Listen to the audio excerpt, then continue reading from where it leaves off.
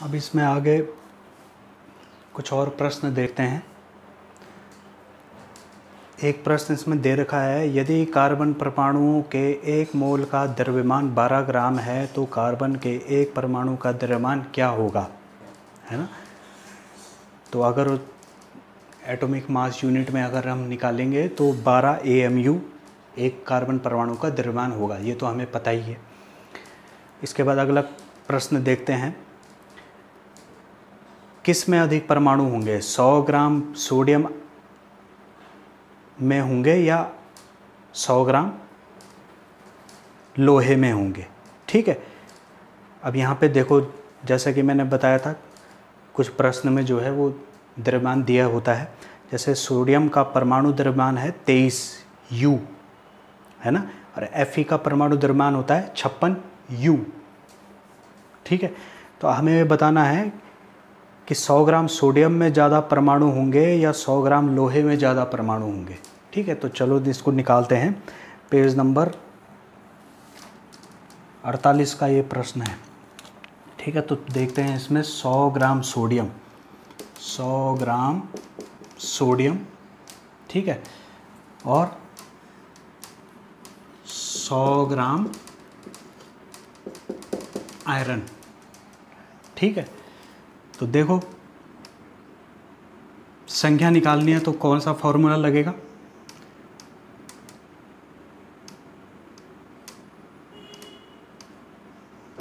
N/Na।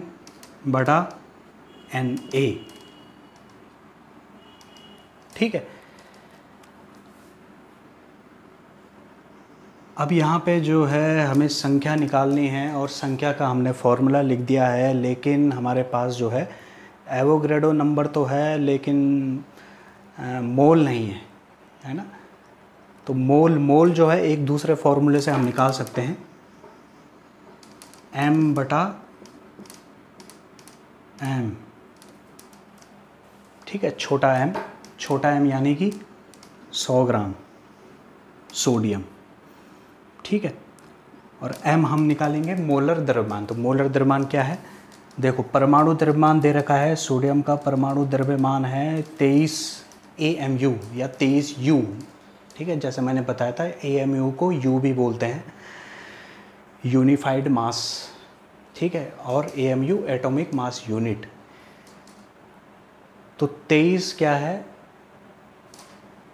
U, 23U जो है वो सोडियम का, ठीक है, U में द्रव्यमान है, तो उसका मोलर द्रव्यमान हो जाएगा 23 ग्राम। N हमें निकालना है, एवोगैड्रो नंबर हमें पता है क्या होता है। ठीक है, और M हमें निकालना है, तो M क्या है, 100 ग्राम हमें दे रखा है। M 23, ठीक है, 23 ग्राम। ठीक है, मोलर द्रव्यमान उतना ही है जितना कितना है, जितना यूनिट, जितनी उसके परमाणु द्रव्यमान है उतना ही उसको ग्राम में बदल देते हैं तो उसका मोलर द्रव्यमान निकल जाता है। तो 23 क्या हो गया, ये हो गया। अब क्या करेंगे, N को उधर ले जाएंगे,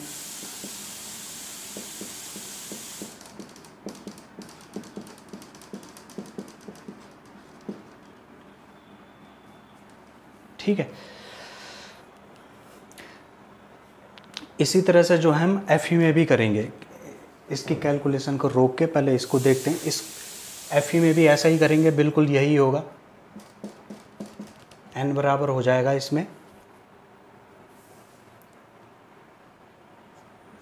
100 बटा कितना दे रखा है, 56 56 गुणा 6 गुणा 2 गुणा 2 10 की घात 23। तो करेंगे, इसे हल करेंगे तो कैलकुलेट करते हैं।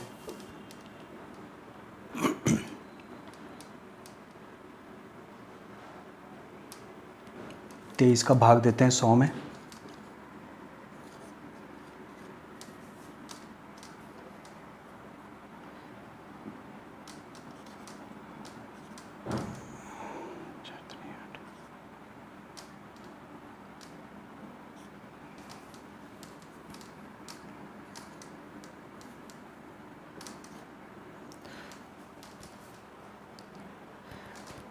तो लगभग 4 दशमलव कुछ आ रहा है इसका, इसमें भाग करने से 4 दशमलव कुछ आ रहा है, उसको छोड़ देते हैं 4, ठीक है। और इससे इसकी गुणा करेंगे तो 4 छिंग 24,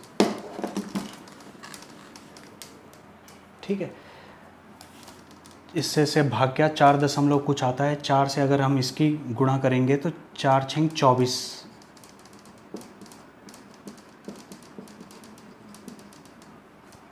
ठीक है। इसे ग्राम बोलेंगे, ये ग्राम हो गया। इसके बाद इसमें देखेंगे काट देंगे, यहाँ पे क्या था, यहाँ पे कट नहीं रहा था तो यहाँ पे हमने भाग किया, ठीक है। यहाँ पे कट नहीं रहा था तो भाग किया, जहाँ पे कटने की गुंजाइश होती है वहाँ पे हम काटते रहते हैं जब तक कि ऐसी संख्या ना मिले जिनका सीधा सीधा भाग ना जाए, है ना।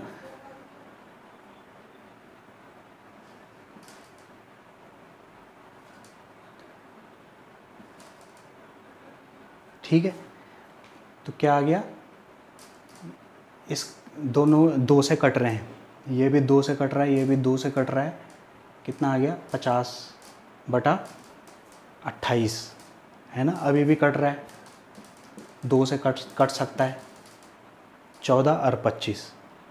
अब ये नहीं कटेगा, अब ये 2 से नहीं कटेगा, है ना, ना ही ये 2 से कटेगा, ये 2 से कटेगा लेकिन ये 2 से नहीं कटेगा, है ना। दोनों को क्या है, ऊपर नीचे दोनों को क्या है, कटने चाहिए। या तो कोई एक संख्या हो, एक संख्या से दोनों कटने चाहिए, या फिर कोई अलग अलग संख्या हो और उनका जो भागफल आए काट के वो एक जैसा होना चाहिए, ठीक है। तो वो आगे, वो कभी फिर आगे बताएंगे। फ़िलहाल के लिए अभी इतना देखते हैं, कितना आ गया 25/14, 14 में भाग करेंगे, 14 एकम को 14 और 6 और 5 9, तो 1 कुछ आ गया, 1 दशमलव कुछ आ रहा है, तो 1 दशमलव कुछ आ रहा है। और यहाँ पे कितना आया था, यहाँ पे आया था 4 दशमलव कुछ, तो 4 दशमलव कुछ से यहाँ से इतना आ गया। अब 1 दशमलव कुछ है तो 1 की गुणा जब उसी में करेंगे हम तो कितना आ जाएगा, 6.022, उतना ही आ जाएगा, ठीक है। तो इसका मतलब क्या है, ये ज़्यादा है, यानी कि 100 ग्राम सोडियम, 100 ग्राम सोडियम जो होगी उसमें परमाणु क्या होंगे, ज़्यादा होंगे, ठीक है ना। जब हमने ऐसा करके निकाला ये पूरी कैलकुलेशन करके, तो इसमें ज़्यादा होंगे, उसमें क्या होंगे, कम होंगे। तो इस तरह से हमें ये निकालना है, ठीक। इसी तरह से हम आगे प्रश्न देखते हैं। और तो इसमें एक क्वेश्चन है, सोडियम के 1 ग्राम परमाणु की ग्राम में मात्रा क्या होगी, ठीक है। तो ग्राम परमाणु, 1 ग्राम परमाणु, तो ग्राम परमाणु का मतलब है मोल, ठीक है, उसी को मोल ही कहते हैं, ठीक है। तो 1 मोल में की ग्राम में मात्रा, 1 मोल में मैंने बताया था, एक तो संख्या होती है और जितना मोलर द्रव्यमान होता है किसी अणु का, तो वही क्या होता है, 1 मोल में उसकी उतना उसका द्रव्यमान होता है, ठीक है। तो देखो इसमें जैसा ऐसा है, सोडियम है, सोडियम का क्या होता है, 23 होता है, ठीक है। 11 तो परमाणु क्रमांक है उसका, और 23 उसका क्या हो गया, उसका AMU, ठीक है, 23 AMU। और AMU को फिर क्या है, इसको हम कन्वर्ट करते हैं किसमें, ग्राम में, ठीक है। तो 23 ग्राम क्या होगी, 1 ग्राम, 1 मोल में जो है, 1 मोल में जो है सोडियम के 23 ग्राम क्या होंगे, परमाणु होंगे, ठीक है। या 1 ग्राम परमाणु में जो है कितने होंगे, 23 ग्राम सोडियम के परमाणु होंगे, ठीक है। तो इस तरह से क्वेश्चन है। और इसके आगे और कुछ क्वेश्चन देखते हैं हम।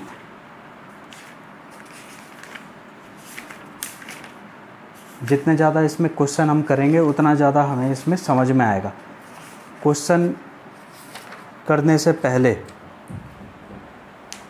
क्वेश्चन को देखने से पहले खुद करना। मैं यहाँ पे क्वेश्चन दूंगा तो पहले उसे वीडियो को पॉज करके खुद करना, जब समझ में नहीं आएगा तब आगे उसे देखना, ठीक है। तो एक क्वेश्चन दे रखा है, जैसे कुछ क्वेश्चन मैंने बता दिए थे पिछली वीडियो में, कुछ क्वेश्चन मैं अब बता रहा हूँ। देखो एक क्वेश्चन है इसमें कि 25 ग्राम मीथेन 25 ग्राम मीथेन में कितने 25 ग्राम मीथेन में कितने मीथेन के अणु हैं और कितने कार्बन और हाइड्रोजन के परमाणु हैं, ये हमें बताना है। तो कैसे करेंगे इसको? देखो क्या पूछ रहे हैं, क्या दिया है हमें, दिया है द्रव्यमान दिया है, ठीक है। उसी सूत्र से निकालेंगे।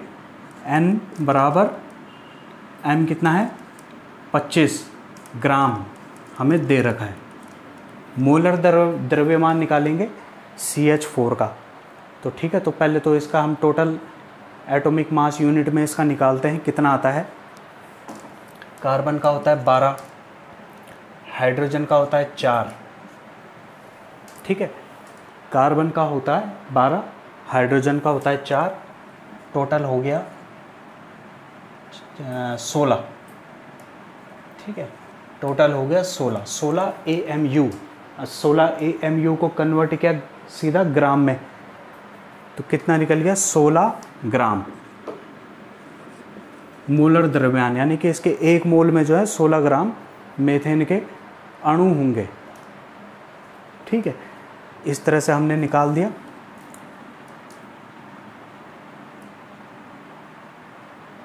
तो इसमें हमें निकालना क्या है, हमें अणु निकालना है ना, अणुओं की संख्या निकालनी है। तो अणुओं की संख्या यानी कि N हमें निकालना है, और Na यानी कि एवोगैड्रो नंबर क्या होगा वो हमें पता है।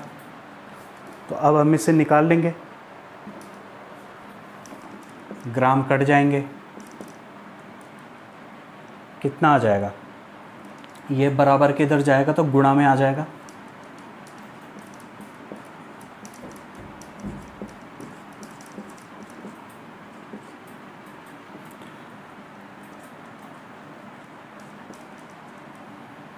ठीक है,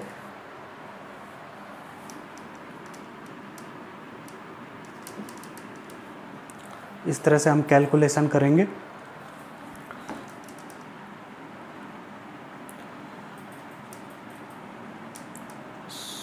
एकम को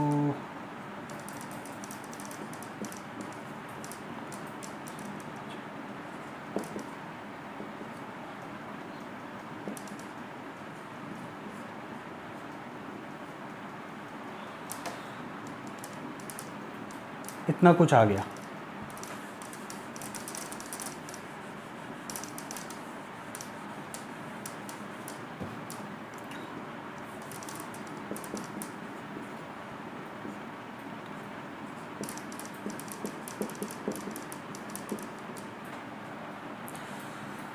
तो गुणा करेंगे, कितना आएगा,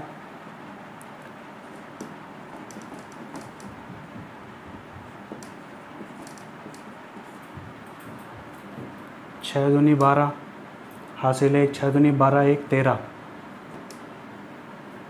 6 चिंग 36, ठीक है।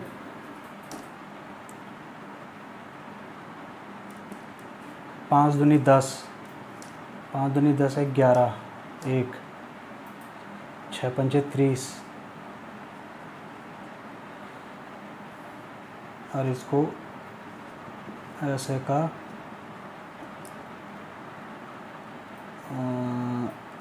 ऐसे ही उतार देंगे, जोड़ेंगे 3 4 6 2 8 1 9 3 6 3 9, ये आ गया। अब दशमलव भी है, ठीक है। तो जब किसी दो का हम गुणा करते हैं, है ना, एक में दशमलव होता है, दूसरे में नहीं होता है, ठीक है। तो दशमलव जहाँ पे होता है सीधा सीधा वहाँ पे उतर जाता है, लेकिन जब दो में गुणा कर रहे हैं, दोनों में दशमलव हैं, तो तब कैसे हम दशमलव को कैसे लगाते हैं, गिनते हैं कि कितने अंक हैं दोनों दशमलव के बीचों में। 1 2 3 4 5, 1 2 3 4 5, यहाँ पे आ जाएगा 9। तो ये 9 क्या निकला, ये अणु निकले, ठीक है। किसके निकले, मीथेन के।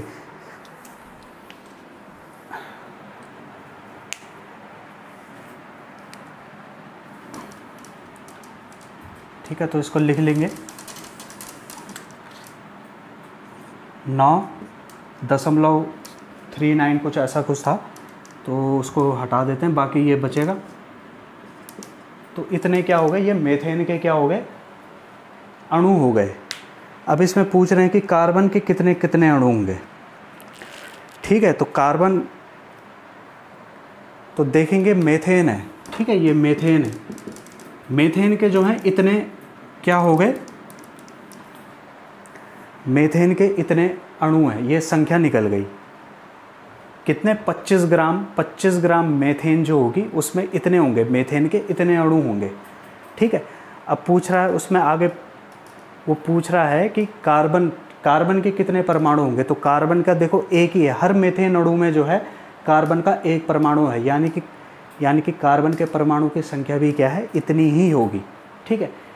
अब उसने आगे पूछा है कि हाइड्रोजन के कितने परमाणु हैं। देखो हर मीथेन अणु में जो है हाइड्रोजन के कितने संख्या है, 4 है, यानी कि 25 ग्राम मीथेन में जो है हाइड्रोजन परमाणु की संख्या कितनी होगी, 4 गुणा 9, इससे गुणा कर देंगे, 9 चौक 36।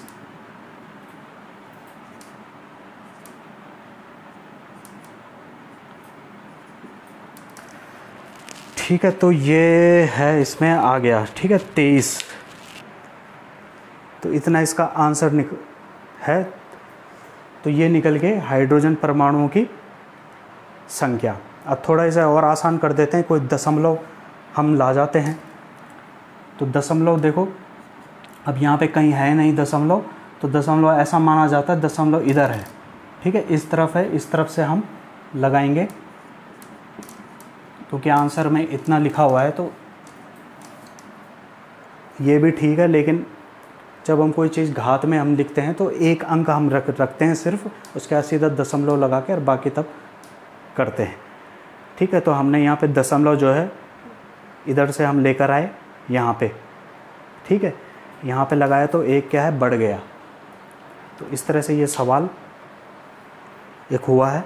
इसके बाद एक अगला सवाल हम देखते हैं।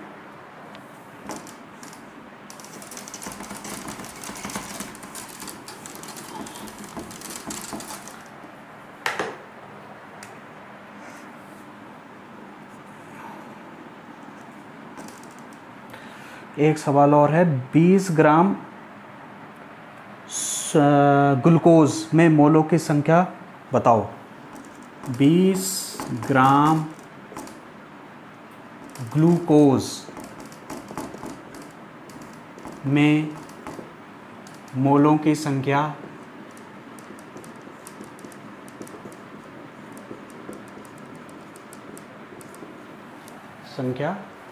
बताओ।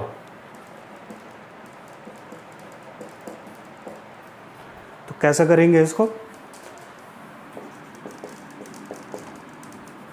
देखो सूत्र है n बराबर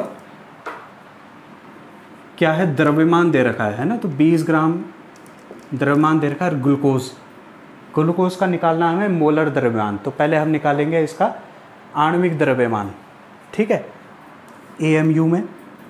तो देखो ग्लूकोज का पहले हमें सूत्र पता होना चाहिए, है ना, C6 क्या होता है, C6H12O6 ये होता है ग्लूकोज का आणविक द्रव्यमान। तो 12, ठीक है, 12 होता है एक कार्बन परमाणु का द्रव्यमान। तो इसमें यहाँ पे 6 हैं, हाइड्रोजन का 1 होता है, ऑक्सीजन का 16 होता है और 6 यहाँ पे ऑक्सीजन के परमाणु हैं। अब करेंगे इसको हल। 12 छिंग 72,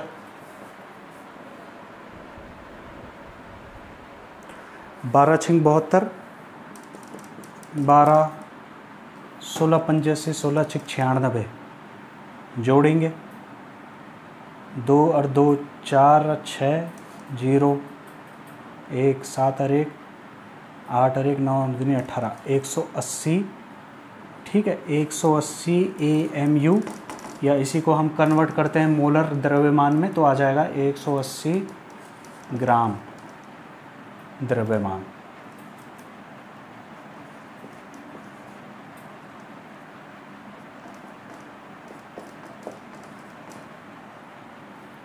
तो 1/9 क्या होगी, मोलों की संख्या आ गई। दशमलव में भी आगे निकाल सकते हैं हम, 9 का भाग 1 में करके, 1 के आगे 10